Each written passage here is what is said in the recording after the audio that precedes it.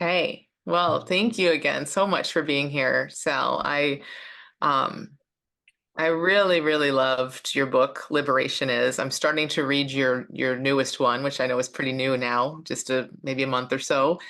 Yeah. Um, More of a memoir, but I just really wanted to bring you here because we talk about so many different things. I mean, it's really all around awakening and who we are and liberation and freedom.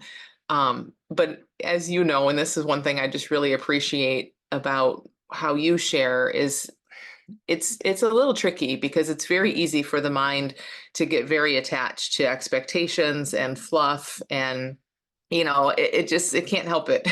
We're just going to have all these expectations for him about what liberation feels like and what it is, and it just gets very conceptual very quickly. So I really love the way that you just keep it so simple and direct and really invite us to feel this ourselves. And so hopefully we can take some holidays on this call and kind of feel that together.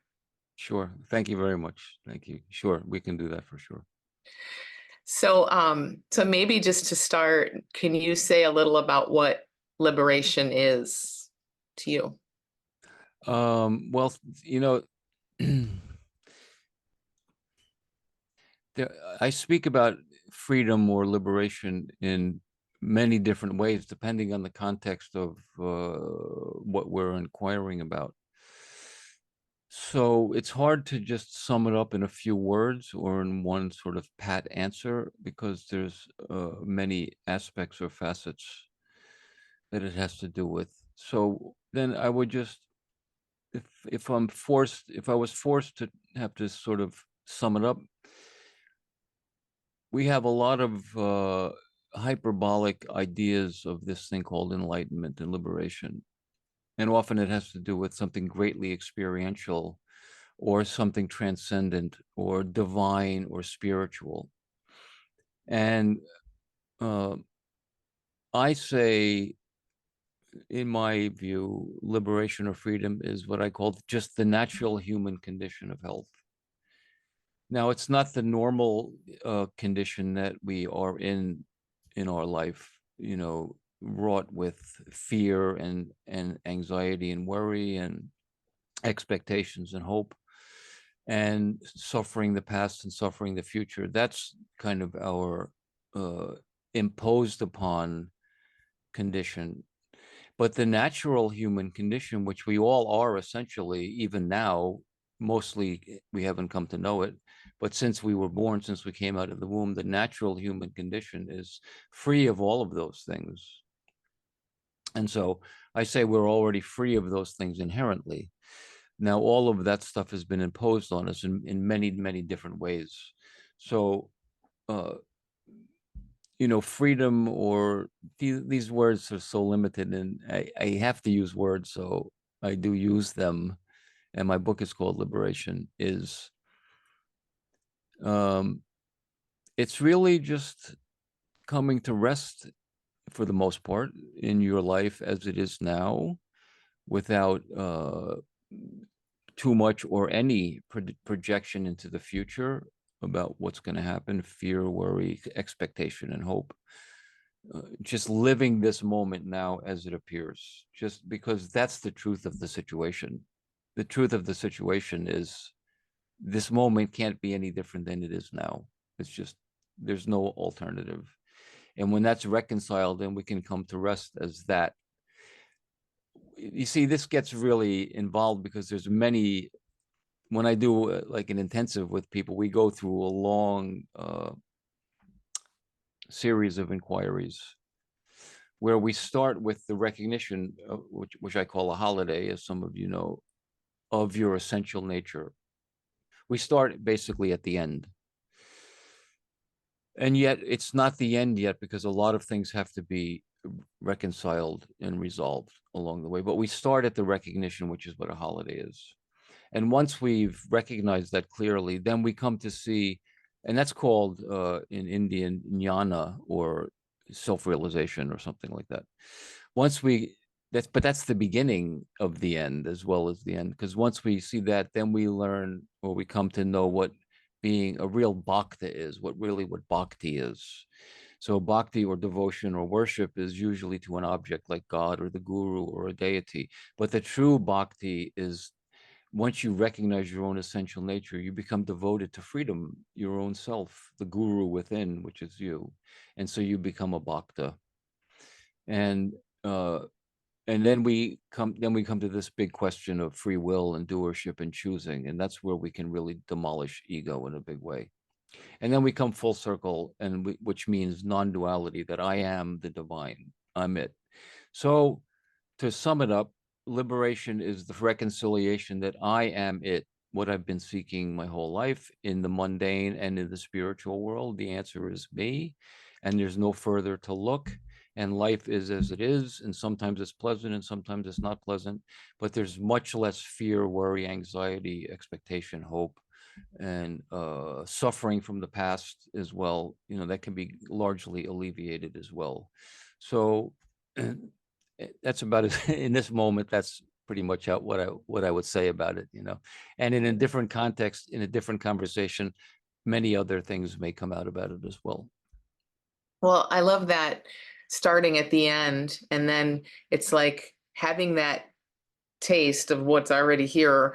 Of course, other stuff is going to come up, right? So that, like you said, that has to be kind of reconciled and seen, but it really feels right to kind of have that taste initially, or at least know where we're starting from. And then all of that can be reconciled as it appears. That's exactly how I see it, because most teachings, and they're all fine. I don't denigrate anything, but most teachings are a path leading towards something called enlightenment or self-realization. And as you know, in many teachings and paths, it's going to take 20 years or 20 lifetimes or something. And and so you never get there in that way. But why, my question was, once my path was finished, why does it have to take long? Why can't we just recognize now and start from here? And yes, we can. And it's very simple. And of course, it's simple because it's you. It can't be any more simple because it's you. So it's the most simple. The problem is we've made such a big thing out of enlightenment and liberation that we overlook the most glaringly obvious truth of who we are. And so it has to be pointed out with skill and in your own recognition that, yes, this very simple knowing being, or Satchitananda, that's here now, is it what I've sought. And then we come to see how valuable and profound it is, and then we become devoted to that. So yeah, exactly. I say start at the end, but the end in this case is the beginning of the end as well. It's the end, but it's also the beginning of the end. So would that make sense for us to do that here, to have a holiday Yeah, now, get a sense of that before we talk more? sure. We can do that. We can Okay. do that. Sure. So I say, everyone, be comfortable. Please keep your eyes open. I know many people are meditators, and I was used to meditate 8 or 10 hours a day for years. And so I know you sit there with the eyes closed, and you're, whatever you might be doing in there, it's focusing or trying to get rid of thoughts or do something, and it's very contracted, actually. And sometimes you have peace, and that's all fine. But the real meditation, which is what I call a holiday, is this. I'm in meditation right now. So just be relaxed with your eyes open. Nothing's excluded in freedom. Nothing's excluded in who you are. And I suggest, for just for a moment, and I'll say just for a moment many times, because we're not holding on to anything, just for a moment, instead of attending to any objects like thoughts or sensations or sounds or visual objects, all of which are fine, but instead of attending to any of those, simply attend to the fact that I am here. I.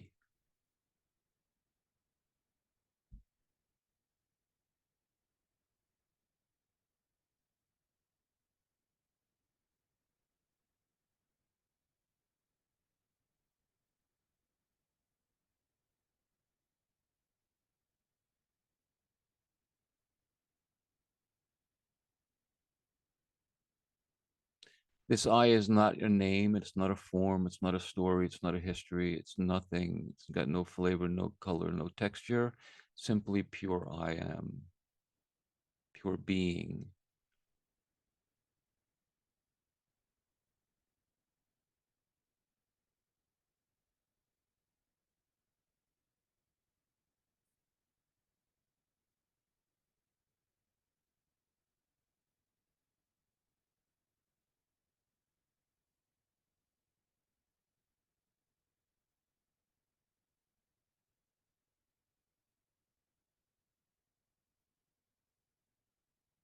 If some thoughts come in or attention goes to an object, a sensation, no problem, everything's fine. But when you notice that you're attending to an object, in the noticing itself, simply come out into the sun. Fine.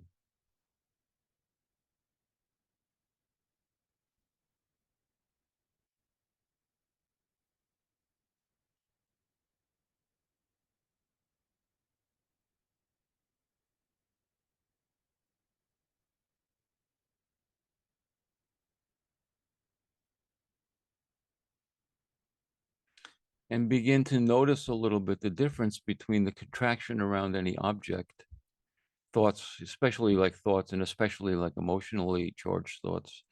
You notice the contraction around that object. And again, I don't condemn anything or judge. Everything's going to happen. Everything's fine. But notice the difference between the contraction of attention to this ego self and this coming out into the sun, blown wide open, I.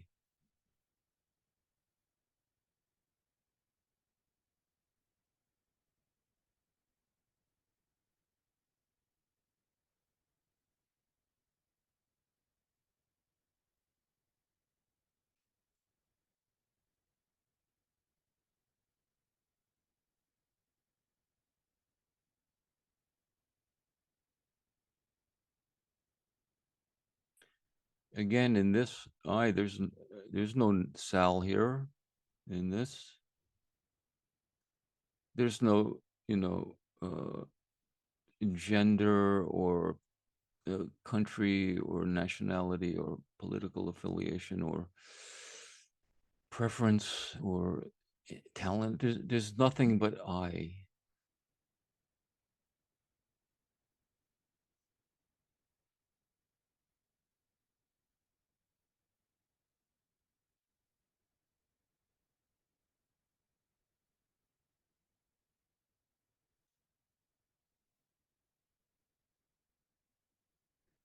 And maybe many of you have heard the word Satchitananda. This is a common word. I assume many people have heard. Sat means being or existence, but I use the word being. And Chit means consciousness or knowing.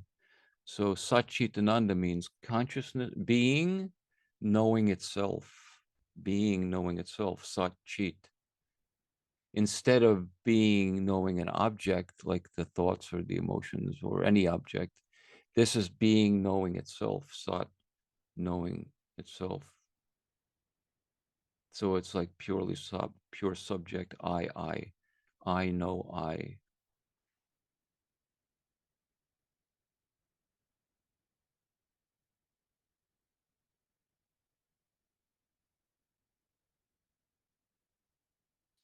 And that's a vastly different way of being than are normally contracted upon a limited focused object that we mostly spend our lives in.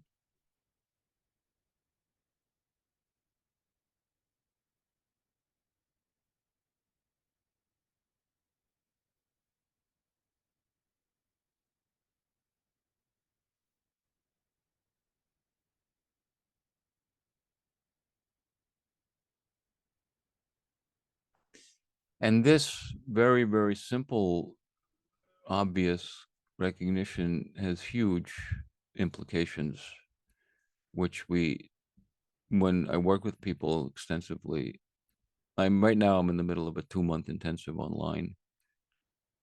That's 3 meetings per week for 2 months. And then in India, I do 10-day intensives, full all day, every day for 10 days. But this this very simple, ordinary, seemingly okay, sure, big deal recognition is implications are huge. It's the end of your world, is basically what it is. And I'll say a few words about that.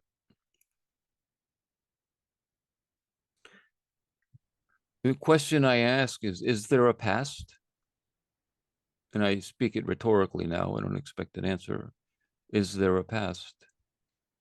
Well, mind will tell some stories, of course, but in truth, is there a past? And obviously there isn't. There's this.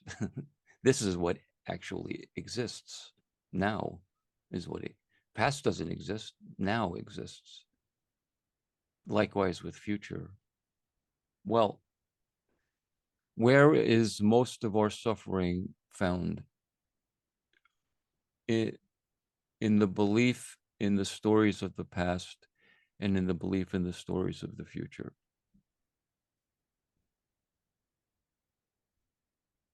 Regret, guilt, remorse, trauma, suffering, good days, the good old days, those were the good old days. This is pure suffering. Those were the good old days. Nostalgia, sentimentality. This to me is all suffering. Fear, worry, anxiety, hope, the great exalted hope, hope. This is nothing but suffering. So when we recognize now, that world, which is like you're carrying Atlas on your shoulder, the world of time, false, it's gone.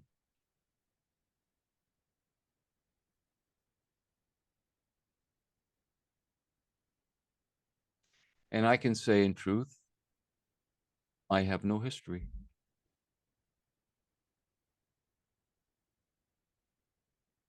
I simply am. Who am I? If the doubt comes, but who, then I say, who are you? Are you the stories of the mind and the body? Or are you now? Who are you? I say another word for you is now. I am now. I'm not in the now. I am now.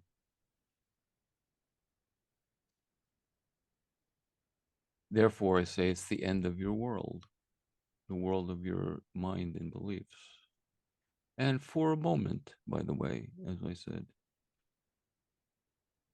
So for this moment now, for this moment, jump off your world and be nothing. Simply I am.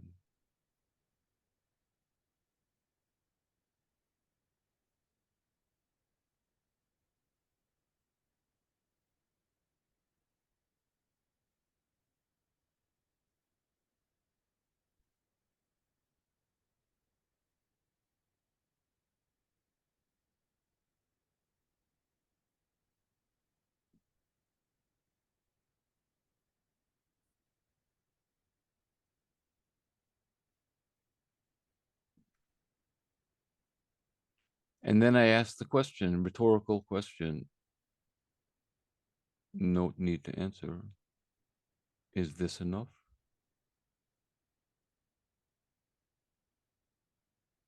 To simply be?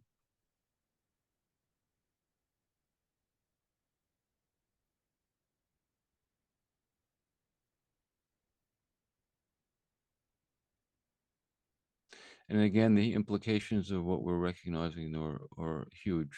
And that's why why I work with people for extended time to make this recognition, to see how valuable it is and profound.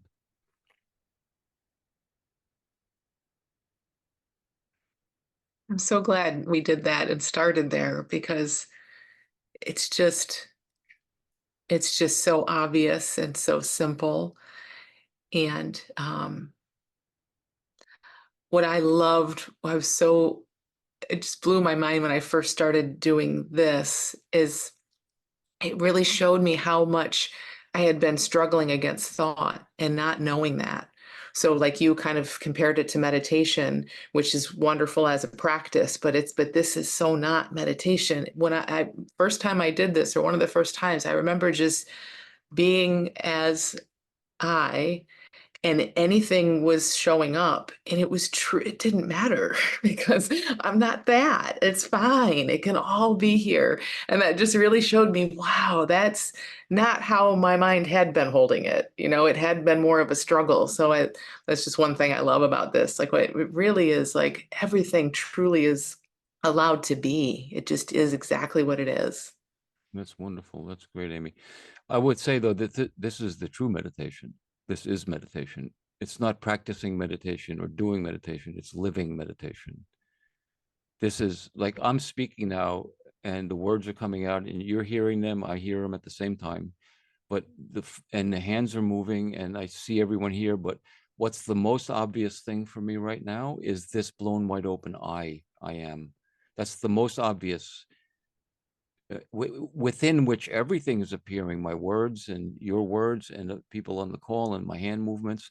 But the most fundamental knowing is I am in the midst of anything. And that's meditation, in my opinion, my view. That's my view of meditation right now, living meditation. And it's good news because you don't have to be sitting in a position. You're walking down the street, even watching a movie or eating. You can always come out into the sun no matter what you're doing and know that I am. Like now, I know that I am. That's meditation. That's what I call the true meditation. I love that. Let me open it. You guys feel free to raise your hand and share if you have a question or an experience, or anything you just saw from that holiday that you want to share. While some hands are coming up, one other thing I heard in your book, I think maybe for the first time, and you just said it, is this way of seeing, like, not I am aware, which the mind can kind of take as like I'm a body here and I'm have awareness, I'm aware right now, but I equals aware. Just that way of saying it. I've shared that with so many people, and it really makes it clear. I equals aware. Okay, that's a very Yeah. good point.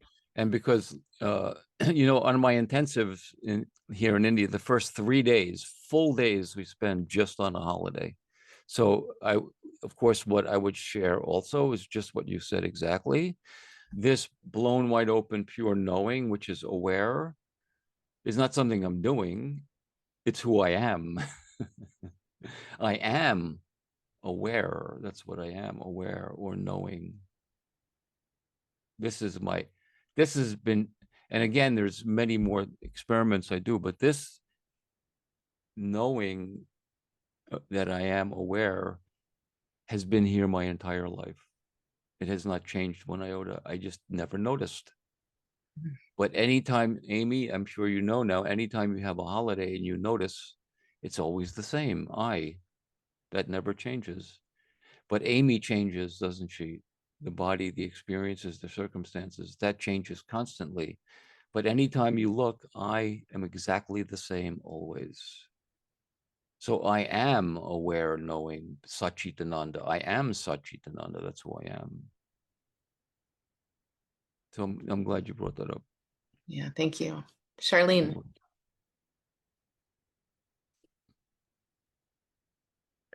What was different for me in this is when you asked, is this enough? Oh, that just really, truly landed Beautiful. in a way that it hasn't before. I mean, I am a meditator as well, and have had those moments of just that beauty. But when you ask that question, just the response that came forth in me was just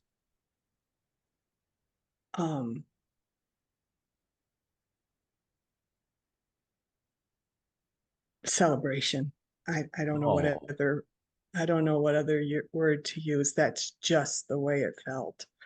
Just the answer to the question just sprung forth this celebration. Thank you. that's a great answer. I like that one. Beautiful. Thank you, Charlene. The reason I ask it rhetorically is because, let's be realistic. Many times it won't be enough. There's going to be, the mind will distract us or a circumstance and we'll be pulled, like the sirens pulled Homer, Ulysses to the shore, to their death, the sailors to their death. The sirens of our mind, our vasanas and our ideas pull us to the rocky shore of our mind to die. So uh, your response is wonderful, beautiful. Yes, it's a celebration. That's beautiful. But let's see, because in moments it'll be something else, and that's fine, no problem. And when we notice that's not enough in the noticing itself, that I'm being pulled to the rocky shore of mind. We are a bhakta, we're devoted to this, and then we come out back into the sun again and see again that yes, this is enough. I simply am. That's great. Thank you very much. Thanks, Charlene. I love the care you take to help us not get attached to an experience. I mean, like we can have a wonderful experience or a horrible experience at a holiday, and it's just so clear that it just doesn't, it's just an experience. It's all Yes, okay. exactly. Well, we are infatuated with experiences, both the good ones and the bad ones. We're not just infatuated with bliss and ecstasy and transcendental states. We're also infatuated with the suffering as well. We're infatuated with experiences. And I don't condemn experiences of any kind. They come. There's no doer of anything, which is it. We won't have time probably to get to today, or much, of course. That's another 3 full days of my intensives. But we're not the doer of anything, so that anything can appear. But the infatuation with any particular experience takes us right off out of our freedom, no matter what it is. So I say even bliss, even the experience of bliss, which, as far as experiences go, I'd say that's a pretty good one. But even the experience of bliss, I call bondage with velvet ropes, because even the experience of bliss keeps you from the real essential nature who you are, which isn't even bliss. It's that which knows bliss. I'm the knowing of bliss. And bliss comes and goes as well. Even bliss comes and goes. So if we're attached to any experience, including bliss, we're going to be disappointed because it will go. And then we'll be right back in some kind of opposite of bliss, usually the opposite, some kind of confusion or suffering. And then what happened to my enlightenment? Oh my God, I lost my enlightenment. So yes, I say we're to not be infatuated with any experience. My work is not about experience. My work is about who knows experience. Who are you? Who are you? And then when that's really clear, then we're much less attracted to, or much less in aversion to any particular experiences that come and go. Because we know the true value, which is I am the knowing of all of this. And I never come and go. I never have come and I've never gone. I'm always here. Thank you, Amy. Yeah. Riot.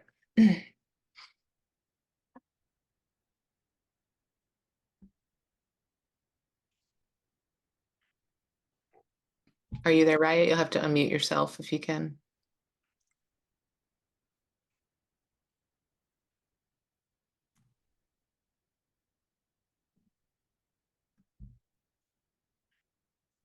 All right, she might have stepped away. Let's go to Ellen.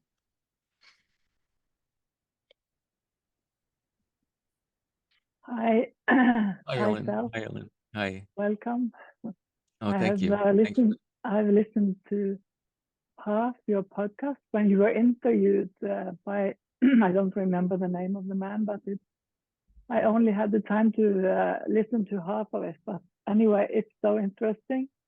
And while you were talking now, and while I was in the now, I suddenly thought I am the now, and I've always been the now. Is that why I never feel I get older? I mean, I've felt this age since as long back as I can remember, and I put it out here earlier, but now it really came up very clearly. I am the same age always. I've been here forever. Isn't that what you're talking about? Something Exactly. like that? That's exactly right. And that's why people, even when they're 88, I still feel like I'm 17, because the deep knowing that we have, whether we're conscious of it or not, which now you are, even if we're not aware of it, our deepest knowing is that we're the same as we've always been. I haven't changed at all. We usually don't notice that. We don't really realize that consciously. But now we come to know this consciously. And once we come to know this consciously, this is what I call a paradigm shift, because all awakening really means, another way of speaking of awakening is, I've always been this, but now I know it. Knowing who I am. Now I know. And that's what I call awakening or enlightenment or something, whatever. That's wonderful. That's exactly Yeah, right. it feels very freeing because I know I've always been here. Always. That's great. That's so wonderful. And I feel, wow, I feel so free and happy. Thank you very much. Oh, that's wonderful, Ellen. Thank you. Sure. Thanks, I would Riot. definitely recommend the book to anyone who hasn't read it because it is a series of these holidays and they have a little different focus sometimes. And I love how you say in the book, Sal, like get clear on this one before you go on to the next. And, you get as clear as you can get and stuff comes back around, of course. But I mean, I think it really speaks to what you're asking about, Riot. Like and like Sal said, it's not always instant, but it's like we just fall into this and practice more and more. And it I'm becomes sorry. I just don't like the word practice. It's not a practice anymore. It's living. I don't mean to contradict you. I just to make clear, because my intention for everyone is to be finished practicing and to start living freedom. But I understand the word you can use the word practice, but I have a reason for not using the word practice, because practice implies time and getting somewhere. A yeah. holiday is now. Yeah. It's not practicing, it's living it and being devoted to that, So I'm sorry, I didn't mean to contradict you, but that word, No, I think that's helpful. Yeah, yeah, no, it's a very loaded word for sure. yeah, it has its place for sure. Yeah, yeah, but falling into that living and yes. Um, I'm curious how you speak to, if I guess the questions around like, don't we have to work through things? I mean, I know some of this comes into the who's here to do it, that type of thing, the doership conversation. But, if I think I hear commonly like this can feel kind of like bypassing, or even just what you'd say about like how in a in a holiday, like how stuff gets done. Well, okay, those are kind of two different questions. One is working through things, and how do things get done in my life? I don't know. I designed and built this house. I don't know how it got done. It just got done. I write songs and record them here in my recording studio. They do themselves. I'm not the doer of any of that. So that question is easier to answer for me. I don't know in any moment. All I know is that I am this moment. So if in this moment there are words coming out of this mouth, that's all I am. In another moment, I could be with the guitar in my hand and playing a song or singing, and that's all I am in that moment. When my partner and I decided to make a house and I went on the computer and designed a house, that's what I was in that moment. How do those things get done? It's just life movement. There's only ego claims doership. This is a huge topic. We probably don't have time to get into it, but I don't have that idea that I'm the doer of anything. I just know that this body mind does what it's doing. That's all. And it's the movement of God. It's not the movement of Salvador. So that's one. But the other question is a little more tricky because we have to work through things, you said.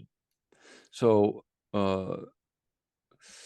yes, and many people have a lot of very deep trauma. I'm sure some people on this call do, and everyone has some trauma, but some people have a lot of really deep trauma, and I'm very respectful of that completely.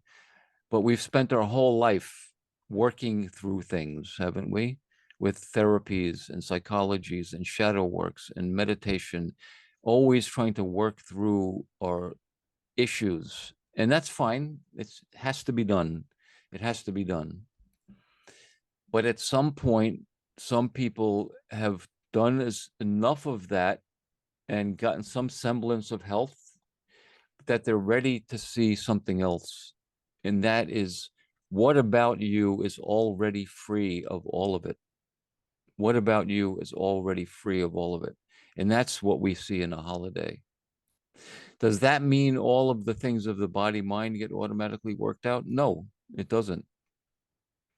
And so what I say is, and again, it's different for everyone. You know, I can't really make a cookie cutter response, because people have different responses. You know, I've worked with people with a lot of trauma. Some of them, by doing this work and being devoted to truth, have really seen a huge resolution to their trauma, because they've already spent their whole life dealing with their trauma.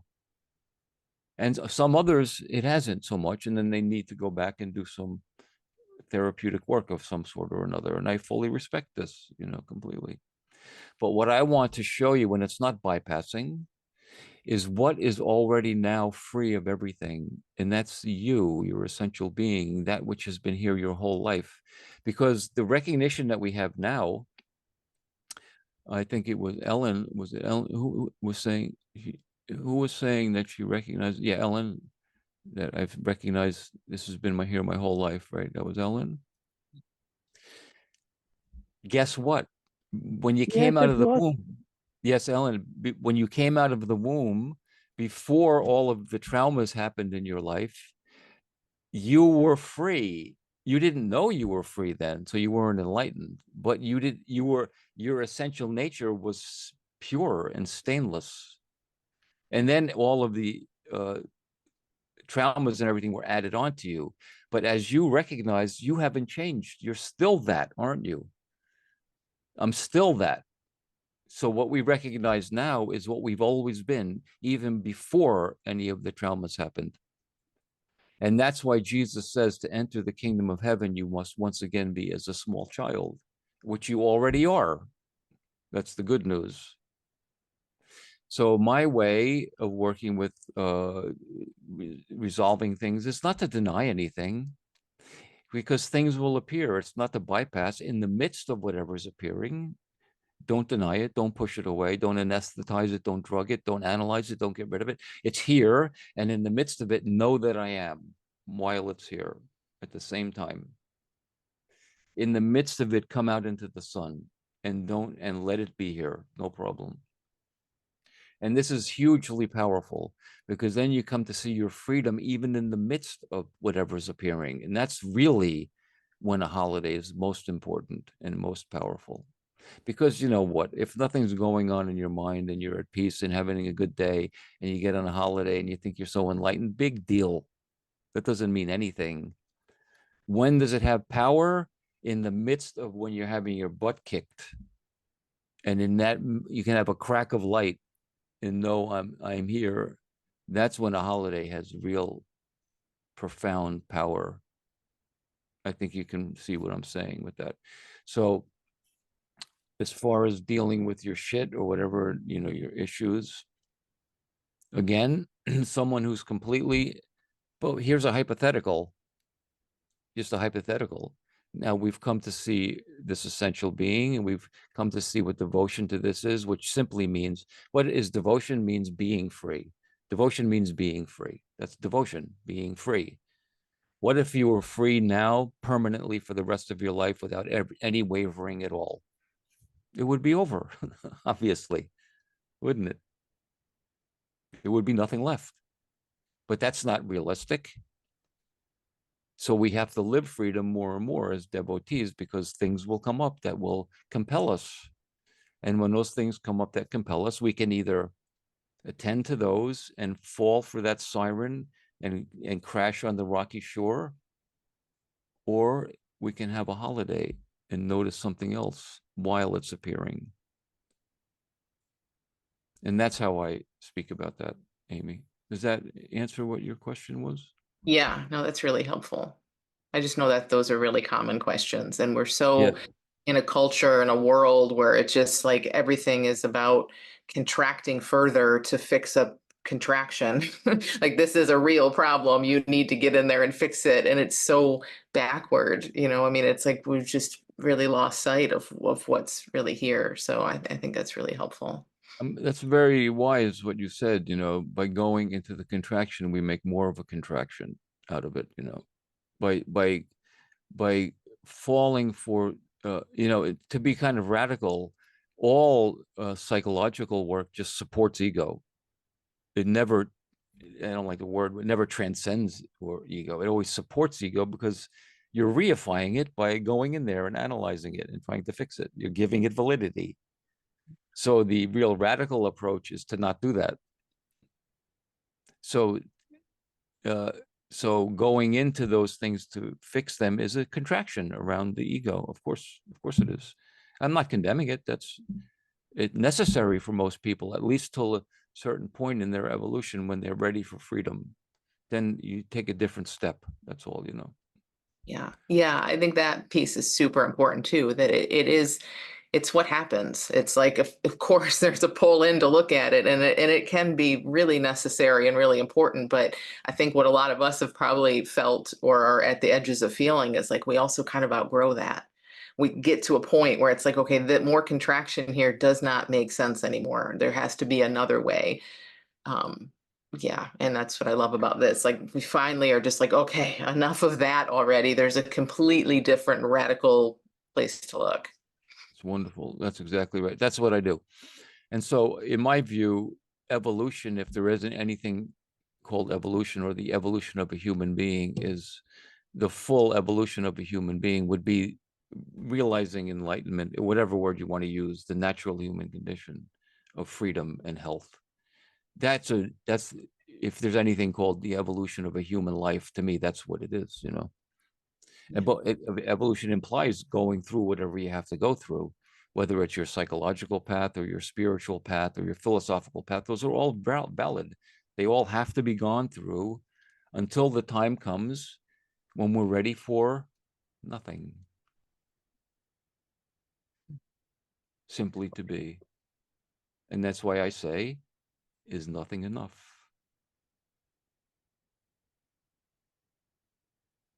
And when nothing is enough, it's enough. You're free.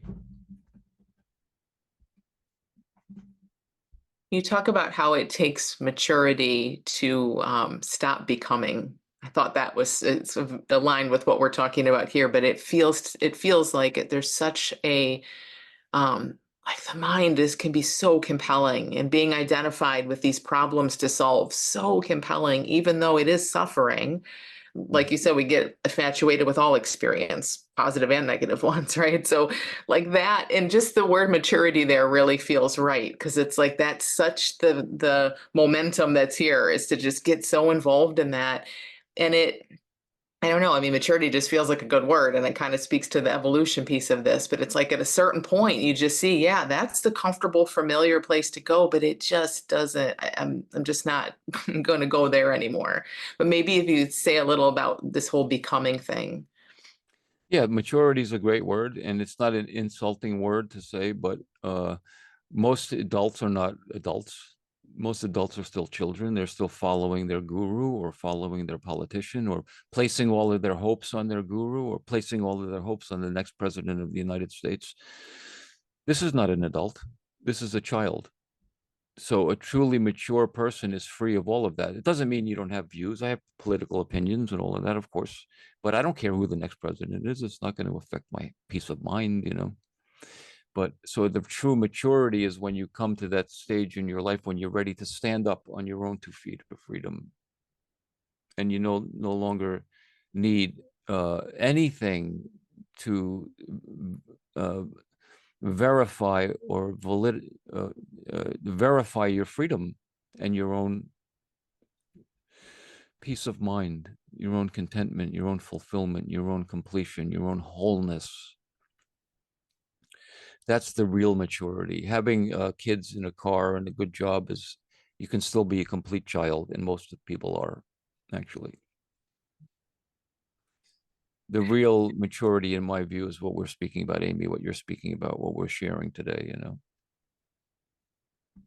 And to see for those of us who've been seeking everyone in various ways for a long time, the hypnotic kind of trance of that.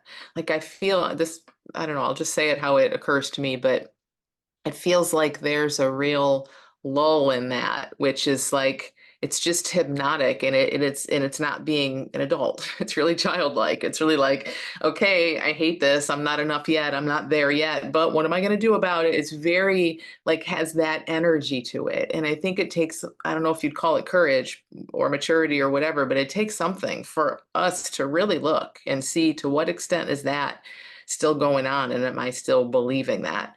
If we can have a holiday and see this right here, right now, why is that not happening? This is a deep question. Well, two things. Quickly, I'll just say the spiritual path is very addictive. It's like a drug, the spirituality. It's very romantic, isn't it? Come on. I'm going to get somewhere and I'm going to have experiences and all the incense. And I love incense, by the way. I still burn incense. But the gurus and it's very beautiful. I'm sad that I had my spiritual path ended because I had a great path. So it's very alluring, but I couldn't be on it again. So that's a very alluring path, of course. But there's another more insidious problem. Even when you recognize something, what has been beaten into your mind since you came out of the womb? You're not worthy. Enlightenment's not for you. It's for Jesus. And then you realize what a lie that is that they've been telling you, because you hear that there's something called Buddhism, and Buddhism teaches you that you can get liberated. And so you become a Buddhist, and then you realize the same thing. Liberation is not for you. It's for the Buddha. So you're like, yeah, fucking same thing. Sorry, I swear, by the way, I'm a very human. Okay. I've been very good on this call. I've been polite. You should Not- hear me on my intensives. we don't mind. And then so you're like, okay, so I became a Buddhist, and they tell me because I'm going to be liberated, but it's going to take me 50 lifetimes, And if you complain that it's going to take you 50 lifetimes, it means there's something wrong with you and you're not humble. So, but the ones who are okay with it taking 50 lifetimes, they're very humble. So again, the liberation is not for you, it's for the Buddha. But then you hear Ramana Maharshi, and Ramana Maharshi, he's only interested in you waking up. So you move to Tiruvannamalai and you start going to the ashram, and then liberation is not for you, it's just for Ramana Maharshi. Nothing has changed. You change clothing. First you're wearing a suit in America, then you're wearing the purple robes of the Buddhists, and then you come here and you put on the white shirt and pants. It's the only thing that changes. So the problem in what you're saying, the inherent issue with all of us is the sense of that we're not worthy of liberation, and it's not really for us. And I say in the beginning of my book, Liberation Is, and at the beginning of my intensives, forget that. Liberation is your birthright. If freedom is who you are, why should only Ramana Maharshi know it? This is ridiculous. If it's who you are, why should only the Buddha know it? What the fuck? It's you. So yes, freedom is for you, everyone on this call. Freedom is for you. Fuck that and fuck them all. Okay? Freedom is for you. I say freedom is for you. Have it. Have it. Come on. Have it. And that's the work we do here. No one that comes to my work any longer has that stupid idea of unworthiness. That is gone for everyone. Yeah. It's so big, and it's the kind of thing that like consciously you might think, no, I'm ready for liberation. I think I'm worthy, but it's not. Like the mind will just fool you in that. I think this is a really huge point. I love that. Yeah, it is. But once you see after, like I said, 3 days here in Tiru, or the first 3 weeks on an online intensive or whatever, over and over and over again, what a holiday is pointing to, before we even get to the bhakti part, what this is, how profound this is, a paradigm shift happens, and you have come to doubtlessly know who you are. Then you no longer feel unworthy. Of course it's me. Of course it's me. So that goes. You don't have to convince yourself that you're worthy, or do an affirmation, I'm worthy, I'm worthy, I'm worthy. No, that goes because you recognize this is who I am. Another thing about seeking, Papaji, does everybody know Papaji, the Indian guru? Many people do. He used to tell people, give up the search, give up the search. Who can give up the search? That's ego. Ego cannot give up the search. Ego is the search. The search is ego. So you can't give up the search. The search ends when you recognize who you are. It's just true with everything in what I talk about. Nothing is gotten rid of. Everything ends in the recognition of who I am. Everything ends. The idea of doership ends when we recognize, during that part of my intensives, we recognize things, and then we don't convince ourselves, I'm not the doer, I'm not the doer, I'm not the doer. It's known. There's no doer here because it's known, and then that idea of free will and doership is over. And it's the same with the sense of worthiness. It's the same with seeking. They end by coming to know what's true, and truth will set you free. The Bible has all of the greatest hits of amazing sayings. Know what's true, and truth will set you free. It doesn't say give up the search. It doesn't say know that you're worthy. It doesn't say do affirmations. It doesn't say do the work of Byron Katie. It says know what's true, and truth will set you free. What an amazing saying. It's one of my favorites. And the other thing that Bible says, which is to have a holiday, it says, be still, have a holiday, and know that I am God. That's a holiday. The Bible holiday, long before I said holiday, they're saying have a holiday. That's really it. Be still and know that I am. That's exactly Yeah, what we did here. that's Yeah, what we're doing. Yeah. yeah, great. Let's go to Lindsay. I'll come back to you, Riot, but I'm going to just go to some new hands first as they come up. Lindsay. Hello. Hi. Hi, Lindsay. How's Hi, everyone? Lindsay. Hi. Can you say something about love? Like how you sorry, phone just fell over. I would How love you to. would see that. I would love to. There's a lot to say about love. That's what my work is about, actually. Of course it is. And we speak a lot about that on the intensive. So again, like with the word freedom, it's a lot to say about it. So there's love of objects, like your love of your partner and your parents and your children and your friends and your animals and your work. So that's genuine love as well. But love in the context of freedom is the end of division. So when we are on a holiday together, you were here at the beginning, Lindsay. So I you was. and did you recognize on the holiday what I shared? Yeah, I did. So blown wide open here and now, right? Blown wide open here and now. When I'm not contracted on an object, right? Which is very exclusive. When blown wide open, all inclusive, isn't it? Everything is included. You can recognize now, everything is included. All of the sounds, the sights, the objects, the thoughts, everything's included in me, this knowing. Is that clear? Mm. Yeah. And isn't it included unconditionally? It's included unconditionally, isn't it? Mm. Yep. And in this Absolutely. unconditional inclusion is included you, Lindsay, and me, Sal, and everybody on this call is included unconditionally, isn't it? It is. And there's no division in this knowing, not between Lindsay's body, mind, and Sal's body, mind. You could say there's a difference, but in this blown wide open knowing, isn't it? Obviously, it's true for all of us, isn't it? Mm. Yeah. So there's no division in this way between you and me. There's only I. Mm. And isn't that love? You know, because the opposite of that is division. And from that division of ego, the first seed of ego comes all of it: anger, greed, hatred, acrimony, blame, judgment, and, attachment, jealousy, fear. And this is, when you wouldn't call all of those things love, would you?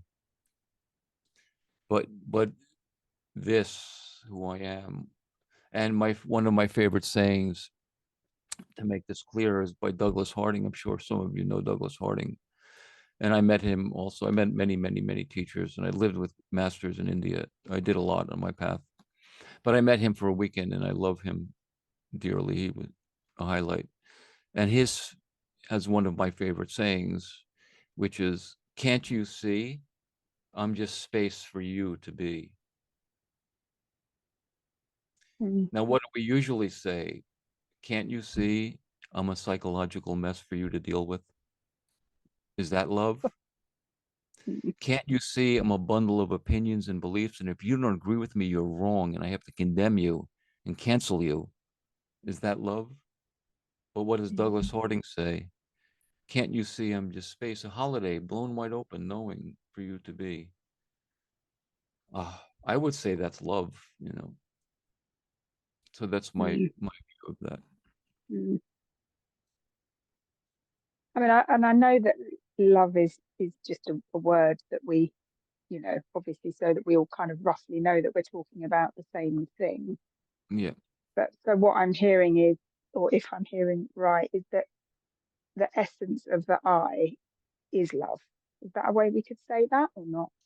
Yeah, you can say that for sure. You can say many things about all words can go, like some blown wide open knowing. Another name for me is now, right? Another Yeah. name for me is all inclusive. Mm. Another name for me is Sachit, knowing, pure knowing being. That's who I am. I am this pure knowing being. I am now. I am aware. I am all inclusive, unconditionally. So I am love as well. So yes, is that what you meant? So it's yeah, I think like it's another word for the one Yes, thing that's exactly. going That's on, right. It's really. another word for And the one. yeah, okay. And then yes, there is the human experience of I really love my child, and it looks Of like I course. really love my child more than I love my postman, for example, in my human experience. Unless your postman is your child, then you probably love them the same. Yeah, yeah, he's not currently, but who knows? Not currently. No, but so that's no, but of course, and that kind of love is of course valid and true and beautiful as well. Of course, that is absolutely. I love my part. I love a lot of people and my animals and where we live, and you know, of course, that's all. Objective love is also a beautiful thing, you know. Yeah, And that love is also very now, isn't it? Though, you yeah, know, like when we're in it, in that, in a more conscious experience of that love, it is very now.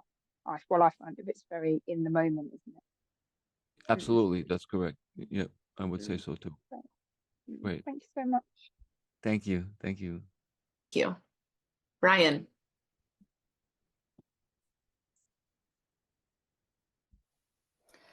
Hi. Hi. Um, okay, so this is kind of a weird question, but is there any drawbacks to like being devoted to this? Like I don't know, like there's this piece of me that feels a sense of like, do I really want to give up the whole world on my shoulders? Like, or like my past and my future. Like there's something about that feels like me, you know? And I also sense the freedom and the liberation. And so like I'm just curious like what you see from that. Like if that's something that other people experience, or if you just sit in it long enough that there's just like it's clear that there's nothing worth holding on to. Yes, that's true, what you just said there. It seems like you might be losing a lot because right now you feel your past and future are the most important part of who you are, the most valuable part of who you are.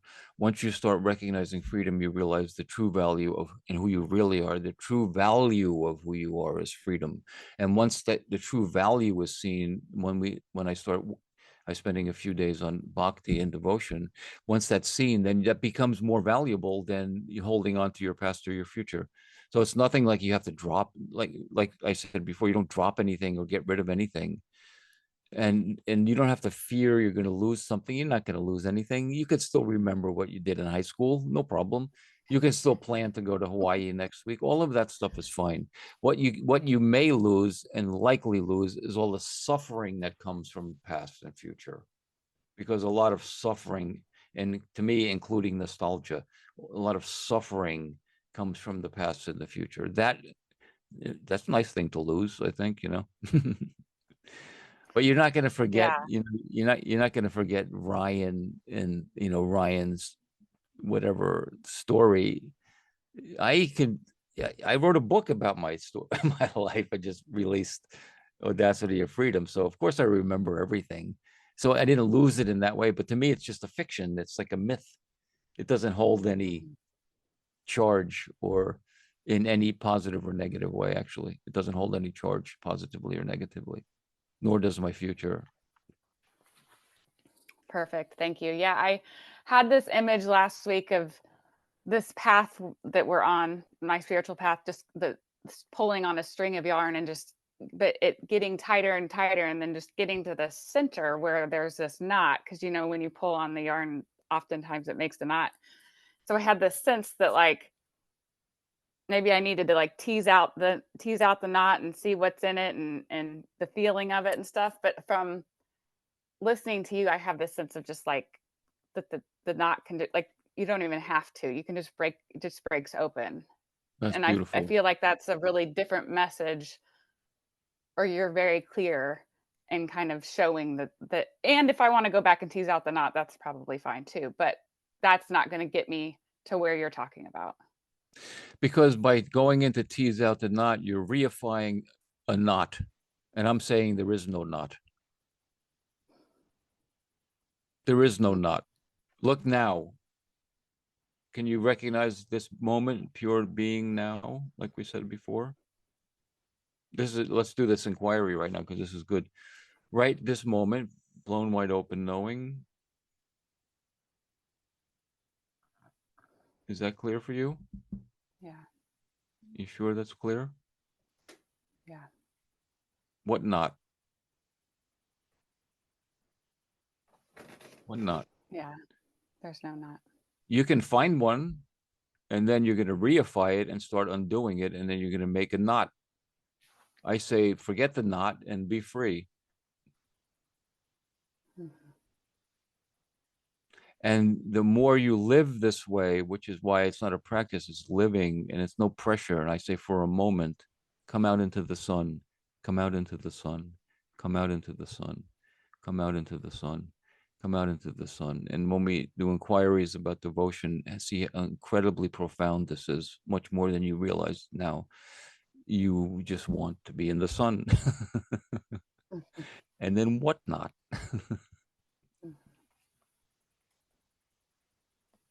You're already free. You've always been free. You've never not been free. You just haven't noticed. Yeah. Because we're reifying the knot, like we all do. Well, and I will say last week when I discovered this knot, that's my image of it, there was lots of wordless feelings that were kind of in my body, that like raw emotion, lots of screaming and lots Yeah. of crying.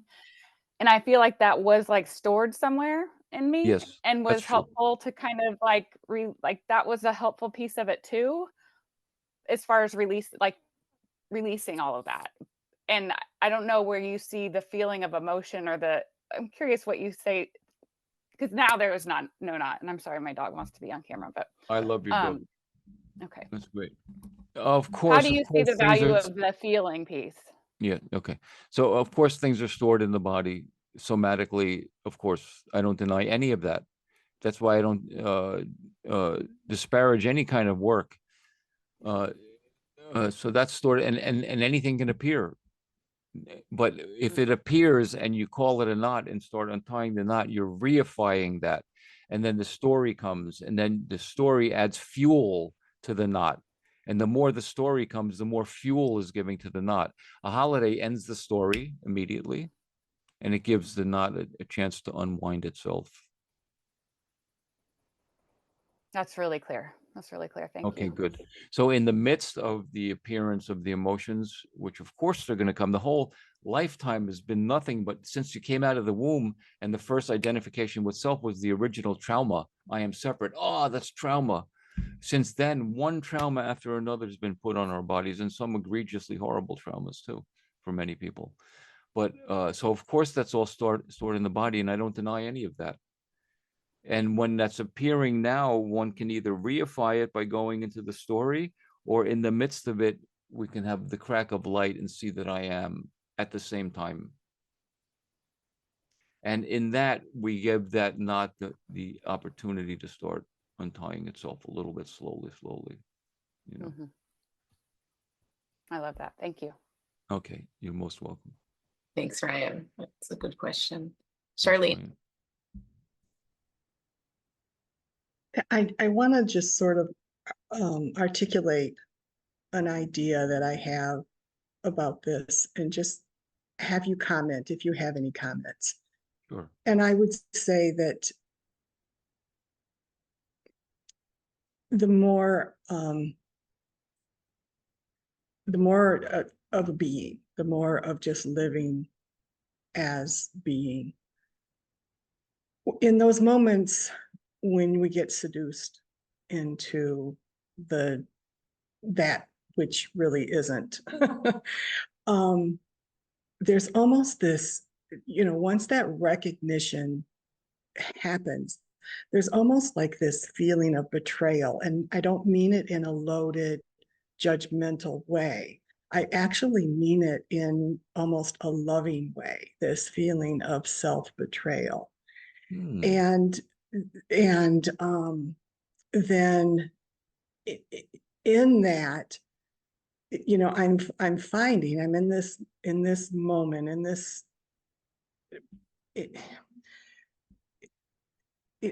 way of saying, okay, love is what's needed here. Love is, the embracing the betrayal, embracing the Okay. whole process of it. And, and that is helping me to return back to that sense of being, because that opens up. So that's what I wanted to articulate and see if there's any commentary that you have on that, or in addition to that, or does it spark anything? Well, if I understood you correctly, it's to having compassion for yourself, when you fall off the wagon, so to speak.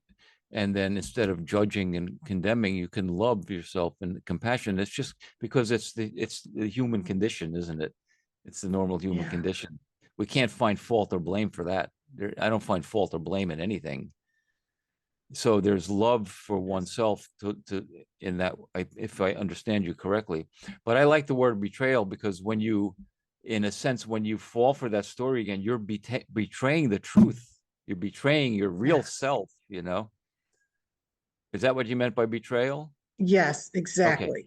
Yes, but you Yes. can't blame yourself for that either, because if we do, we're judging, and what judges? It's ego that judges, and it's some Yes. idea that I'm bad. No, I don't play that game. I don't judge anything. It's completely natural for us to be that way. And we don't create any of that either. So we have to love ourselves in that way. But the real love of ourselves is to recognize the betrayal and then come out to the real love of ourselves, because the true self-love is being free, because it's the true health. That's the real self-love, isn't it? Yes. So I say love yourself in both ways. Love yourself in your essential being, be devoted to truth, the true love, but also the compassion and the non-judgment when we, come on, it's true for everyone. Come on, we're human. There's no fault there. Yes, I see, through you, I see just how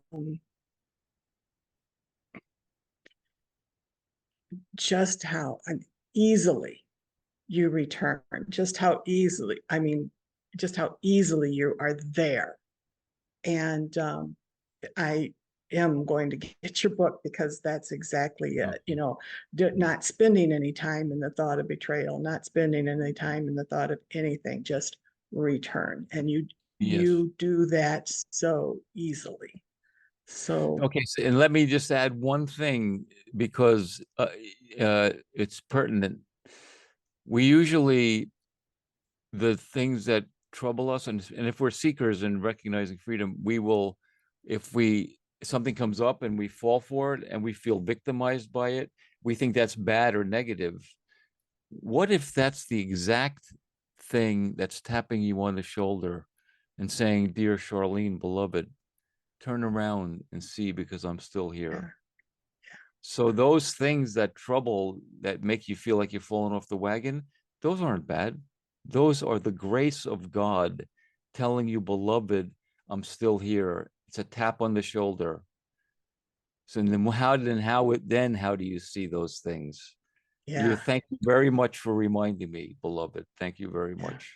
No more a victim, but it's grace. That's grace. That's the real grace. Once Yes, you know it's- what's true, once you have the eyes to see and you know what's true, then those things that before you condemned are now actually the grace that turns you back to truth. Thank you. Thank you very much. You're welcome, dear. You're very welcome, dear. Wow, that's awesome. Thank you so much, Sal. This has been an amazing call. I love it. I think we're going to be talking about it for a while. And I I think enjoyed it very much, really. Thank you so much, everyone. What a nice group you have, Amy. Very, very beautiful. yes, thank Much. you so much. And thank you guys all for your amazing questions. And we'll Yes, continue to look into your work and be in touch. beautiful. Thank you Okay, so thank much. you so Thanks for much. having me. What a nice, Thank you. pleasant day. Thank you so Thanks much. for being here. Thank Okay, you. bye everyone.